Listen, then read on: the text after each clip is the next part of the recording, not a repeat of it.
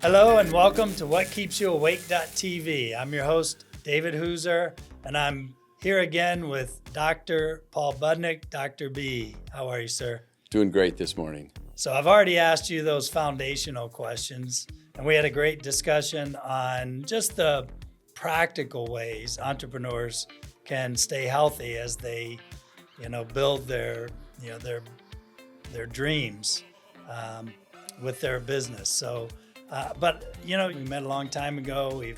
I was an entrepreneur back then, still one today. But I had, some goals of being the best I could be personally, not just, healthy. When I first met you, I had thoughts of, hey, maybe I could get on stage someday. Yeah, pose in a G-string. Yeah, with 10 other, near naked men. Yeah. Exciting times, right? Oh, that takes a lot of guts, but that's a hell of a goal. But it was interesting. It wasn't about just me. It was the competition, that the whole health, trend, brought together for me. I wanted to be the best I could be, but I knew I had to be really even better than my goals because there were other guys that maybe had bigger goals than me. So I couldn't just do what I thought was good. I had to, go to the next step. And you helped me along that way. And there were some, important tips that you gave me throughout the process, and you directed me in some alternative approaches that I could take to, because when I met you, I was in the gym every day. I was a gym rat. Yeah. But I still had, little obnoxious, fat areas that would not go away. No matter how much I dieted, how much I just, and you started looking at the supplements I was taking, started talking about strategies that might help. Let's talk a little bit. Remember those days? I'm sure that's gotten better now. I don't know which way we should go with this, but you were older at that age, actually. Almost 50. Yeah, you were almost 50 when you took on this. I want to get down to 5% body fat and stand in front of a crowd. Which is a lofty goal. It's almost like going to the top of Mount Everest goal. It really is, and I really applauded you. You had to quit alcohol. You had to take a lot of vitamins. I used to prep meals for the week and put them in little glass containers for the week, and you stuck to that. You'd come to my house starving because fasting was a little bit part of it. Yeah. And then all of a sudden you'd say, man, I feel it. My blood sugar's low. And you'd want some peanut butter right away. Scoop you out some peanut butter and recover you. But that's how drastic you would get. I don't recommend that, but boy, I'm telling you, when you do that intermittent fasting, talk about a goal. Can you imagine not having food as a frontiersman or a caveman or whatever? What you do is you become more alert and you go look for that food and you find what you need. So these businessmen, I don't mind them getting up in the morning and having their coffee, but I don't want them to have their donut. If they want to have some butter or some half and half in their coffee, that's great. Okay. That's great, but try to fast for a while. It'll just make you more alert and more hungry to accomplish what you want to accomplish. That's a good input. Yeah, and so I mean that's really the advice. Alcohol is horrible. I mean, really, just save it for the weekends or save it for a party. Right. Even better, because I remember you were like almost a year with no alcohol. I did a couple, one drink nights.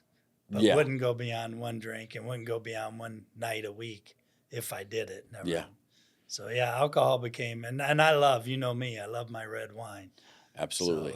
So it haunted me late at night. That's what kept me up at night. It was that my wine chiller, calling my name politely, David, come hang out with me. But now, I mean, obviously you watched, I did.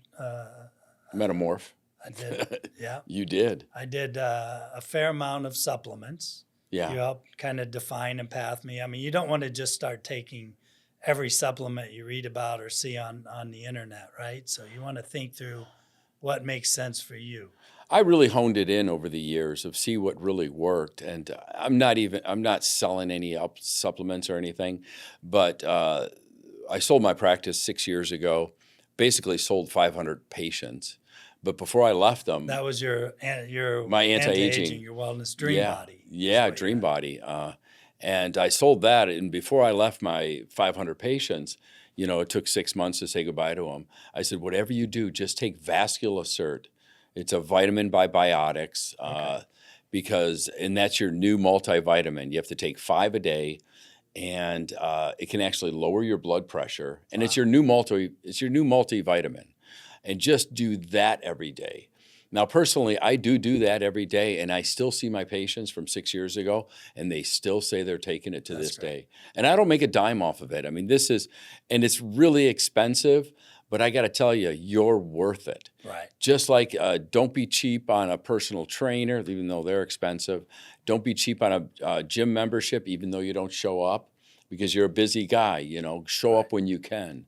Right. And then maybe you'll get a pattern of going. But don't go cheap on when it comes to your health. Right. Because I got to tell you, if you were gonna wish anything on you, would you wish $10 million or guarantee you didn't, get sick, and It's a tough crippled, trade-off. Yeah. You would rather have a guaranteed of good health. You could have a good time on $10 million for a little while. Yeah, I know. All these business guys, they want the 10 You mil. could buy some Trump coin. Or you could buy a pig kidney. Pig kidneys. Those are things we'll have to have in conversations we'll save for later. Yeah. But anyway, so back to that. Yeah, I mean, that's the important thing is, number one, we established before, you've got to have a plan for yourself, just like you have a plan for your startup or your ongoing small business. You Yeah. got to have a plan for your health, right? Absolutely. And it's pre-planning on everything. These businessmen know it. They know about pre-planning. That's right. So on that Sunday, just fill up that grill with chicken breasts for the rest of the week and go get a bunch of rice or even potatoes. There's a lot of studies that show that if you make a bunch of baked potatoes and then if you reheat them, you could actually lose weight Is that eating right? potatoes. So you could do that or make rice and just prep your meals for the week. You'll make it easy. And it'll be something you can do relaxing on a Sunday by grilling all those chicken breasts. I have a cousin who's an orthopedic surgeon who does that every week. Right. That's his jam. I mean, a lot of people don't like to hear that I've got to do those foundational things to make my health work. A lot of them like to hear, if you take this supplement or you go get Ozempic or you go do this, you'll be fine. Yeah. But that's really not how it works. You can do some of those things, but is testosterone going to get you off the couch and into the gym? And is going to keep you from eating badly? No. And I know a lot of guys that did testosterone and got fatter. Right. They actually got fatter. It won't get you up. It helps, it helps 15%, let's say. But what really helps is the diet 50% of the time and the exercise 25%. And the exercise you can literally get at work with the perfect push-ups and jumping up and down in the bathroom to some hot girl, doing Pilates. Okay. So good advice. And then what about, we hear a lot about, I've heard about the peptides. And so what are your thoughts on that? What are your findings when it comes to that stem cell? And I like them all. I like them all. But boy, if you're not doing the diet like at least 75% right, and if you're not doing the exercise at least 75% right, that's a little that's a little waste of time to do the peptides. Again, like the testosterone, it's not going to help you as much as just the basics. But I do like some peptides. Don't get me wrong. I do myself. I do BPC 157, and I do it when I'm hitting the gym hard. Okay. And I don't like the price of it, but I do it because it helps with tendons quite a bit. So the tendons are the part that attaches to the muscles. Right. And when you're at my age, people see me get out of a chair at work, when I'm working, and they go, "Man, you're an old man." And no, I'm sore because I'm working out every damn In the day. gym. So if I'm sitting at the desk charting for 20 minutes, I get up and I go, But the BPC does take that away from me. I do notice when I'm doing BPC, I can sit at that computer for 20 minutes and get up and not feel All right. yesterday's workout. Got So it. I like BPC 157. There's so many of them out there. The ones that say they're going to increase growth hormone, they really don't. Because before I left my practice, guys would be injecting these peptides that say that they increase growth hormone. And I would check their growth hormone level or their IGF-1 level, and it wouldn't budge. Wouldn't change. Yeah, but they felt better. So maybe there's a placebo effect. Maybe there's some effect that's not being seen on blood tests. I don't know.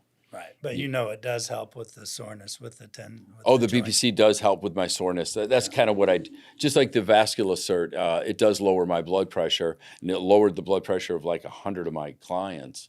So I like to see some kind of numerical change or some kind of physiological feel change in your body. So you're also, the one thing I always did was come see you, get some blood work done. Yeah. So you're a proponent of all these entrepreneurs investing again in themselves and finding a good, maybe a naturopath or at least a medical doctor with more proactive thinking and make sure you're getting those metabolic Panels.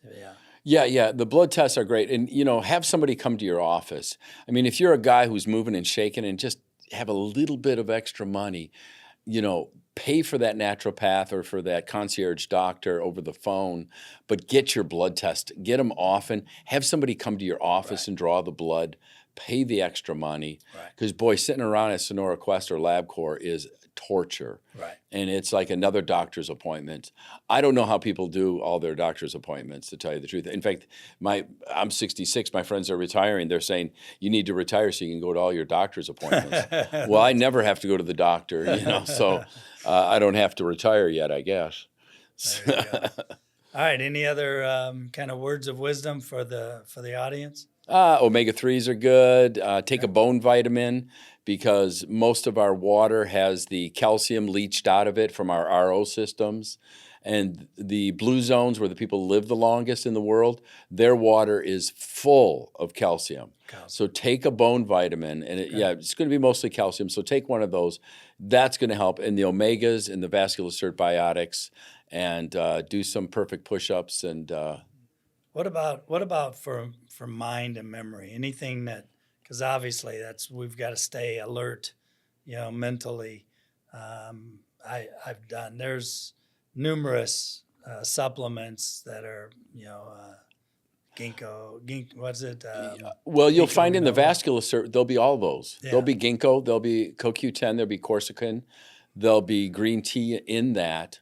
So that'll really help. Plus, it's vascular cert, so it helps. That's in the multi. That's in the multi that I'm saying, because every vessel in the body, if your vessels are healthy and you're getting blood to your hair follicles or to your brain or your kidneys or your eyes or your heart it's going to just help everything. So, and then what helps the mind is jogging. Jogging really, that really helps the mind. It helps the memory. Does it matter if it's on a treadmill, stationary, Nope. or Nope. you get more out of it when you're on the street? Aerobic is for your brain and memory, and actually resistance, lifting weights, is actually for your heart and blood pressure. Okay. So I just learned that 20 years ago, and here I'm 66, 25 years ago. So it's never too late. I always thought, until I was 45, I always thought it was the other way around. Right. But people that do too much running, too much biking, their heart kind of tends to fail a couple years earlier than the average population. Yeah. I got to where more again because of the clicking and clacking of the joints, because I was always on the road in my 20s and 30s running. Yeah. So now I just fast walk, but I get that elevated rate, with incline, treadmill time. So, but we're here in Arizona, so really the best place to go get your little bit of aerobic is on an irregular surface, because that keeps you alert as am I going to trip over that next rock? And then you go up, down, you go up and down. So it keeps you because if you're on the same flat surface the whole time, your brain will think you're always going to be walking on a flat surface, and you'll be the first one to trip over a little crack in the sidewalk at 70 years old and break your hip or wrist or whatever. So we got to get back out on the mountains. Yeah, you're darn right. I was just there yesterday. All right. Well, guys, that's going to wrap us up again for today with Dr. B. Thank you, sir, as always. Thanks for having me. And we look forward to getting your feedback. So like us, follow us, subscribe to whatkeepsyouawake.tv. We'll see you on a future episode.